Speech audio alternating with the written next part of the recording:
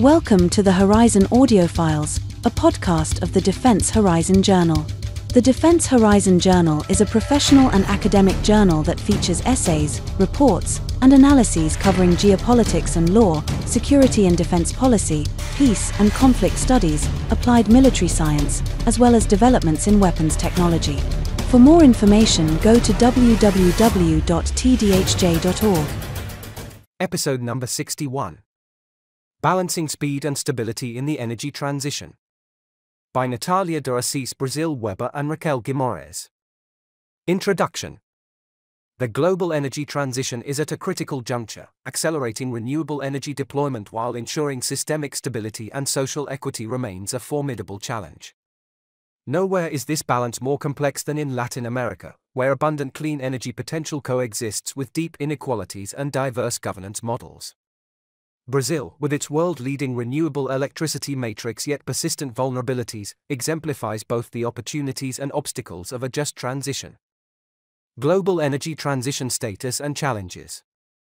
The global energy transition has gained significant momentum in recent years, with clean power surpassing 40% of global electricity generation in 2024, driven by record growth in renewables, especially solar. Despite this progress, the energy transition faces substantial challenges. As of 2024, a significant gap exists between the required and actual deployment of low-emission technologies, with only about 10% of the progress needed to achieve net zero by 2050 having been accomplished. While considerable progress has been made in developing and deploying some technologies, notably solar and wind, the at-scale deployment of all necessary technologies is still not happening as fast as needed to reach 2030 targets. The energy transition is further complicated by the need to balance multiple objectives. The World Economic Forum identifies three primary dimensions that must be balanced: sustainability, equity, and security. Achieving balanced progress across all three dimensions has proven challenging, with only 21 out of 120 countries managing to do this in the last year. Energy transition in Latin America and Brazil. Latin America presents a unique context for energy transition, characterized by significant renewable energy potential, persistent social inequalities, and diverse governance models. Brazil offers an interesting case study for examining the optimal pace of energy transition. The country has one of the cleanest electricity matrices in the world, with hydropower accounting for approximately 65% of electricity generation. However, this reliance on hydropower has created vulnerabilities related to climate change and drought, highlighting the need for diversification. The literature on energy transition in Brazil reveals a tension between centralized and decentralized approaches. Gonzalez et al., 2023, conducted a historical institutional analysis of electrical systems and on-grid energy communities in Chile and Brazil, finding that on-grid energy communities have the potential to redistribute social power and extend participation in energy governance. However, while institutional frameworks for these communities are emerging, their local impacts remain limited. Ledukowicz Municio et al., 2024, examined energy transition strategies in marginalized communities in São Paulo, Brazil, using a qualitative case study and multi-criteria assessment approach. Their research emphasizes the significance of considering cultural preservation and territorial rights, particularly in indigenous and traditional communities, where energy initiatives are closely tied to cultural identity and resistance to external pressures. The literature identifies several challenges facing energy transition in Brazil, including 1. Regulatory obstacles, the absence of supportive frameworks, policy instability, and challenges to integrating community energy models into existing systems. 2. Financial constraints, high initial costs and difficulty securing investment, particularly for marginalized communities. 3. Technical and infrastructure barriers, limited access to technology and infrastructure, especially in remote areas. 4. Regional disparities, national policies have not adequately addressed regional inequality, leading to social problems and energy injustice. Despite these challenges, Brazil has seen the emergence of energy communities as potential mechanisms for advancing a just transition. These communities are described in the literature as vehicles for social inclusion and equity, particularly when they involve diverse societal members and prioritize democratic governance.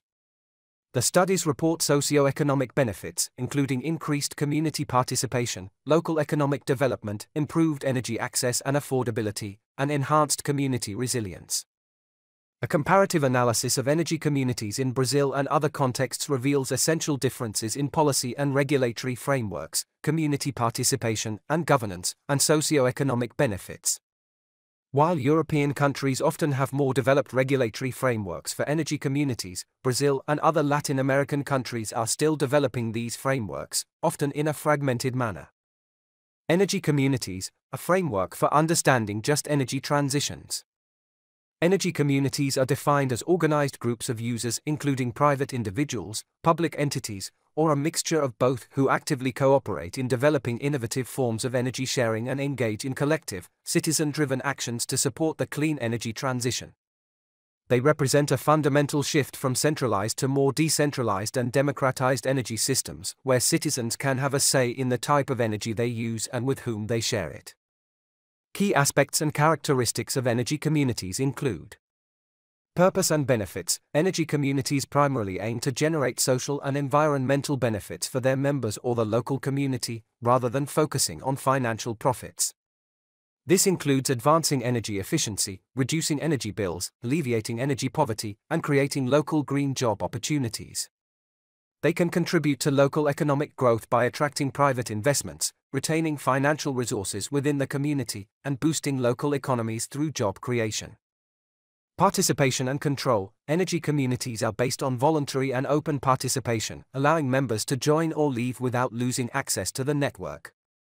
They empower citizens to become prosumers, both producers and consumers of energy, actively involved in decision-making, investment opportunities, and ownership models. This active engagement enhances public acceptance of renewable energy projects and fosters a sense of ownership and obligation among citizens.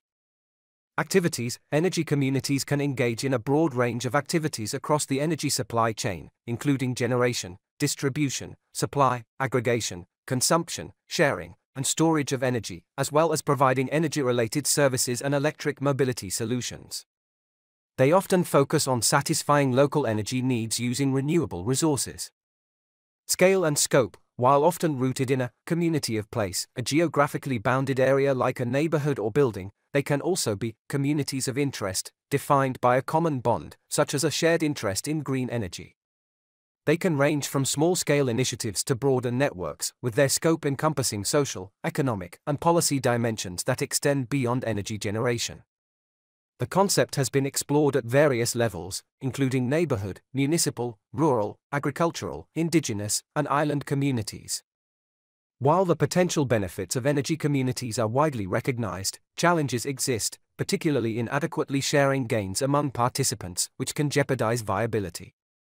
Efficiency may require intervention from a social planner or changes in network tariff structures.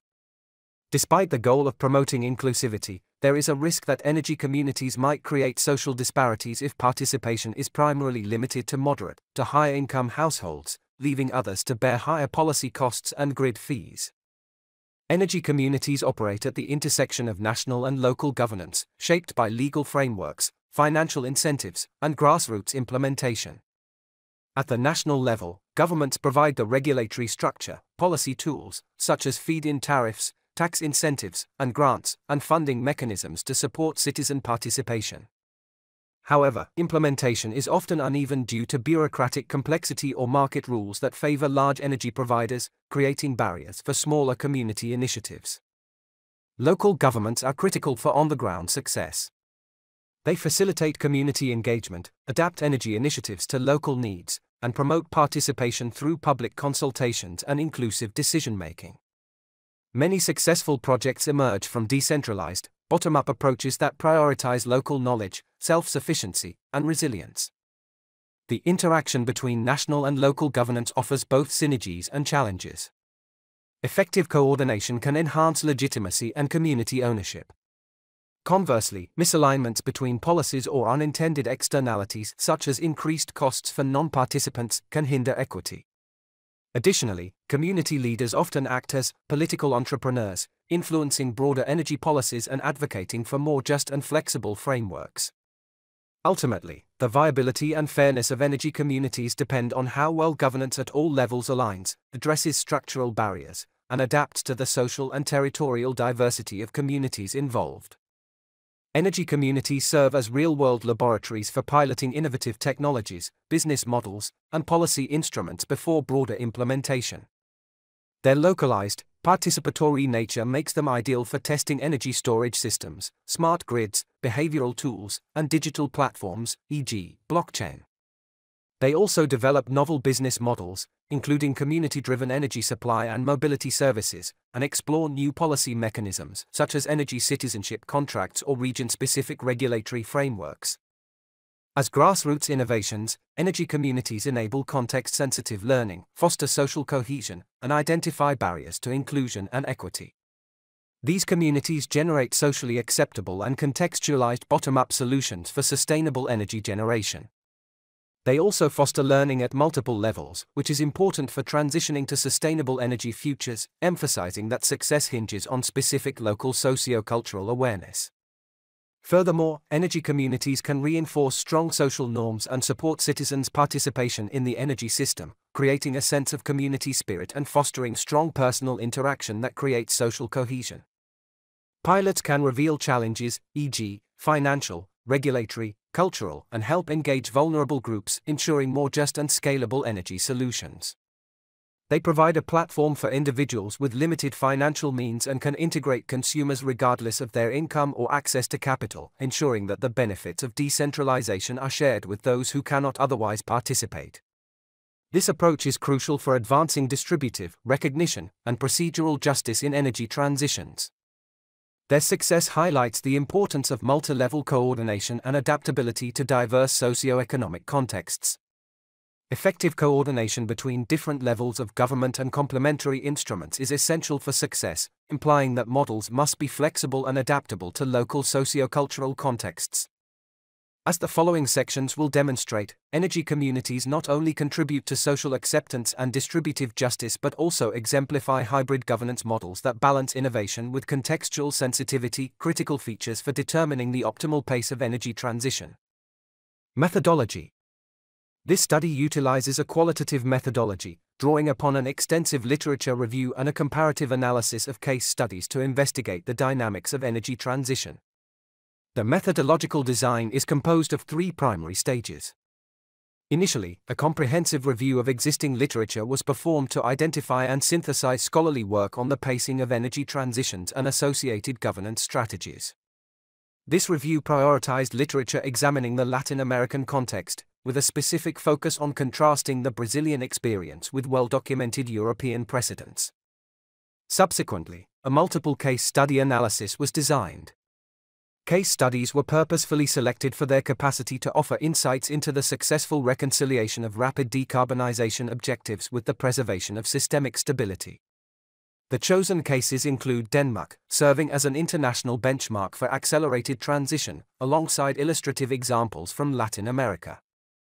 Finally, an analytical framework was constructed to assess the optimal pace of energy transitions.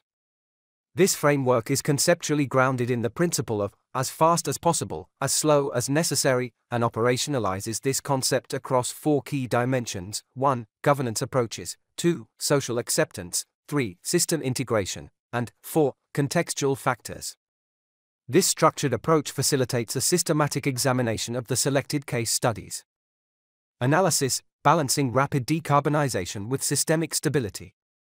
Governance approaches for managing energy transition pace. Research indicates that governance approaches play a crucial role in determining the optimal pace for energy transition. Different governance models can significantly influence the speed, direction, and outcomes of transition processes. Democratic participatory governance.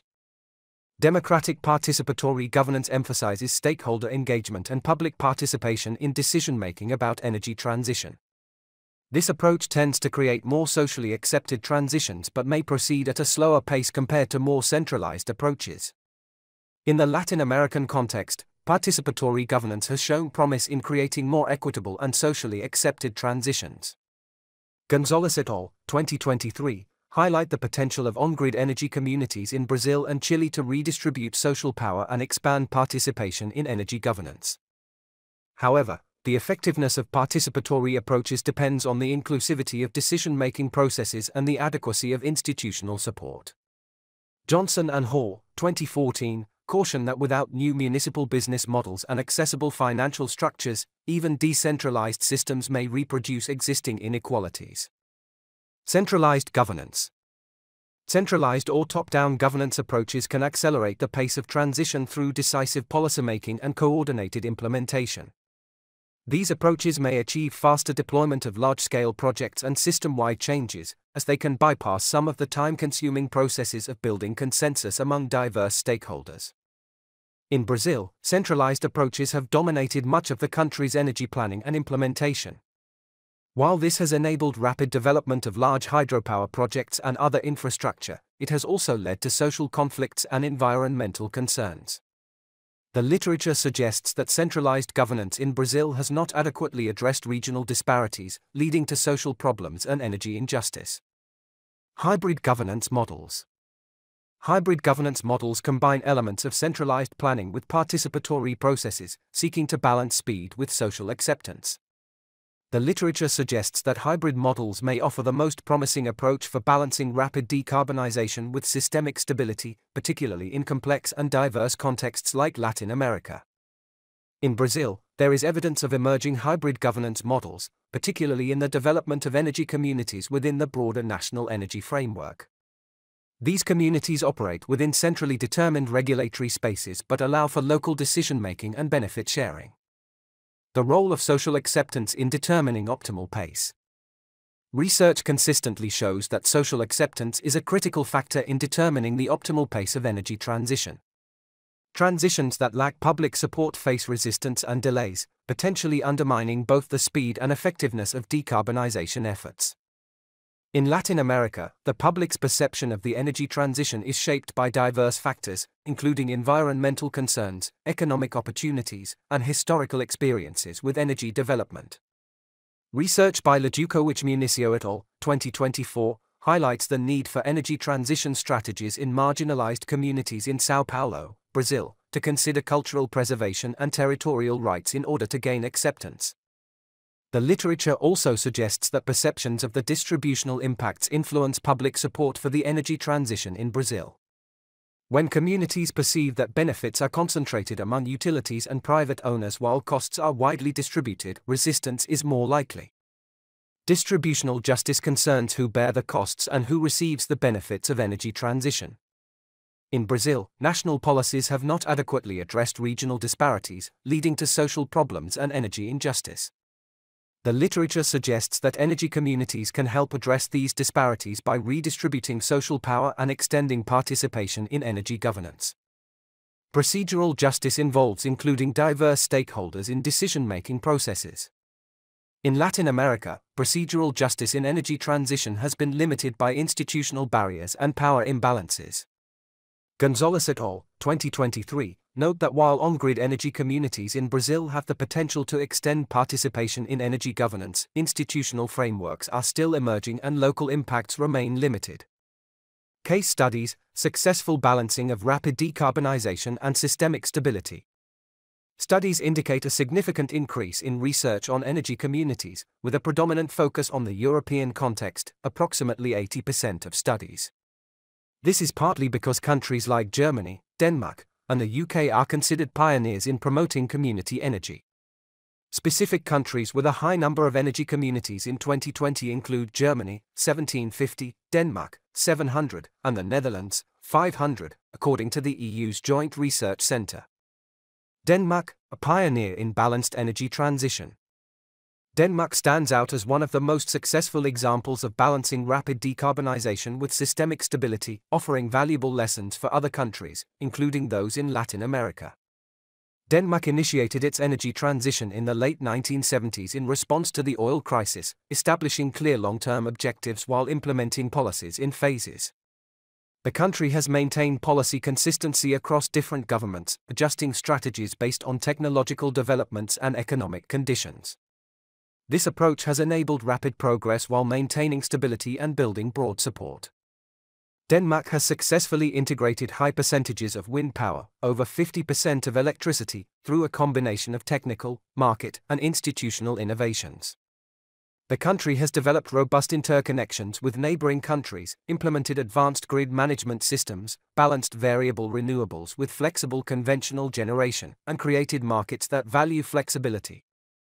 Denmark has fostered strong social acceptance of its energy transition through community ownership of renewable energy projects, transparent planning processes that incorporate public participation, targeted support measures to address distributional concerns, and the establishment of a broad political consensus on energy transition goals. Key lessons from Latin America. Brazil's experience with energy communities provides insights into the potential for decentralized approaches to contribute to a just and stable energy transition. These communities have emerged as mechanisms for advancing justice in energy transitions, with the potential to redistribute social power, foster community empowerment, and enhance participation in energy governance. Several key lessons emerge from these case studies for balancing rapid decarbonization with systemic stability in Latin America. 1. Contextual adaptation. Successful approaches to energy transition must be adapted to local contexts, considering historical, cultural, institutional, and technical factors. 2. Policy stability and predictability. Long-term policy frameworks with clear targets and stable support mechanisms are essential for enabling investment and innovation. 3. Multi-level governance. Effective coordination between national, regional, and local levels of government is crucial for addressing the complex challenges of energy transition. 4. Community participation. Meaningful community participation in planning and implementation can build social acceptance and enable faster transition. 5. System integration focus. Proactive approaches to system integration, including investments in grid infrastructure, flexibility resources, and market mechanisms, are essential for maintaining stability during rapid transition. Applying the principle of as fast as possible, as slow as necessary. The principle of as fast as possible, as slow as necessary provides a valuable framework for navigating the complex challenges of energy transition. It strikes a balance between the drive for urgent action and the need for thoughtful restraint. Anna Gillingham captured this idea with the phrase, "Go as fast as you can, but as slow as you must," emphasizing adaptability and situational awareness. A similar concept appears in the special operations maxim, "Slow is smooth, and smooth is fast," which highlights how precision, consistency, and rhythm often lead to greater effectiveness than rushing. This balance also echoes Daniel Kahneman's insights in thinking, fast and slow, where he distinguishes between intuitive, rapid thinking, System 1, and slower, analytical reasoning, System 2. In the context of energy transitions, where timing, coordination, and systemic change are key, this principle reminds us that meaningful progress depends not only on speed, but on the quality and readiness of each step forward.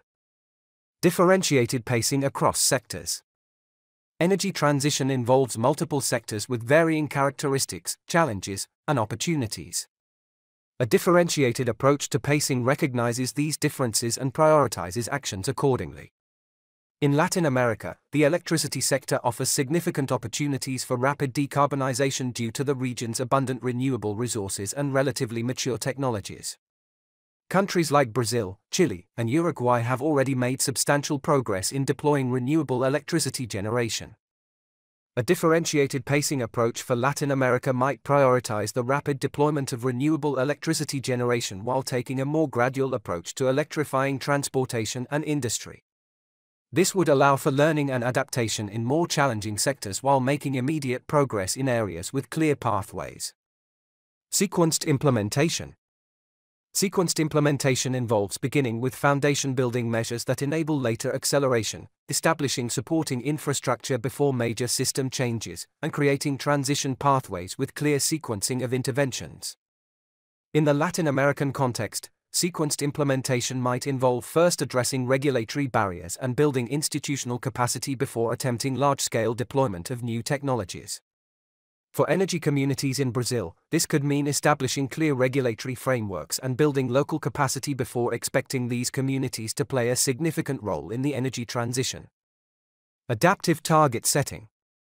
Adaptive target setting involves setting ambitious long-term goals to drive innovation and investment, establishing flexible intermediate targets that can be adjusted based on progress, and using scenario planning to prepare for different transition trajectories. For Latin America, adaptive target setting could involve establishing clear long-term decarbonization goals while allowing flexibility in the specific pathways and timelines for achieving these goals. This would provide certainty for investors and stakeholders while recognizing the uncertainties and challenges that may arise during implementation. Continuous assessment and adjustment. Continuous assessment and adjustment involve monitoring social, economic, and environmental impacts, adjusting policies and measures based on observed outcomes, maintaining dialogue with affected stakeholders throughout the transition process, and creating early warning systems for potential systemic risks. In Latin America, continuous assessment and adjustment is particularly important given the region's dynamic social, economic, and political context. Regular evaluation of transition impacts, with a special focus on distributional effects and social acceptance, can help identify emerging challenges and opportunities for acceleration or adjustment. Conclusion. Governance models emerge as a significant determinant of the pace of transition.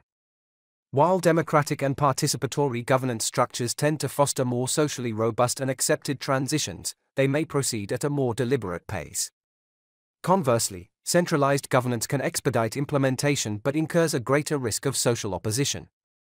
Hybrid governance models, which strategically combine elements of both top-down and bottom-up approaches, present a promising avenue for balancing the imperatives of speed and social acceptance. Social acceptance itself is a critical variable constraining the feasible pace of transition.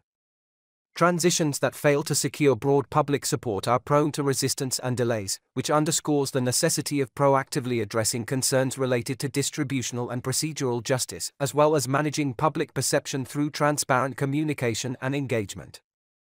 Strategies for system integration are crucial enablers of an accelerated transition that does not compromise stability. The deployment of balancing technologies, enhancements in grid flexibility and energy storage, and the design of appropriate market mechanisms are essential for ensuring system reliability and affordability amidst rapid shifts in the energy portfolio. In navigating these complexities, the principle of as fast as possible, as slow as necessary, offers a valuable conceptual framework. This principle can be operationalized through strategies such as differentiated pacing across economic sectors, sequenced policy implementation, adaptive target setting, and a commitment to continuous monitoring and adjustment. The emergence of energy communities in Brazil and other Latin American nations provides a promising, practical model for advancing just and stable energy transitions. These communities can serve as vehicles for redistributing social power, fostering local empowerment, and enhancing participatory governance in the energy sector. However, their ultimate effectiveness is contingent upon the establishment of supportive policy frameworks and institutional arrangements. Authors: Dr. Natalia de Assis Brazil Weber is an energy systems researcher with expertise in climate change impacts and urban energy planning. Her work focuses on integrating renewable energy potential and climate data into energy transition pathways, with a particular interest in decentralized systems and gender equity in energy. She has published on energy systems modeling and sustainable transitions, drawing on her academic and professional experience in international cooperation and policy. Raquel Guimaraes is a demographer and development economist whose research focuses on the relationship between natural disasters and development and well-being outcomes. Her latest publications examine community resilience to floods, social protection and climate risks. She works across the fields of demography, development economics, and disaster risk reduction. The views contained in this article are the author's alone and do not represent the views of the International Institute for Applied Systems Analysis, IISA. This was the Horizon Audiofiles, a podcast of the Defense Horizon Journal. For more information, go to www.tdhj.org. Thank you for listening.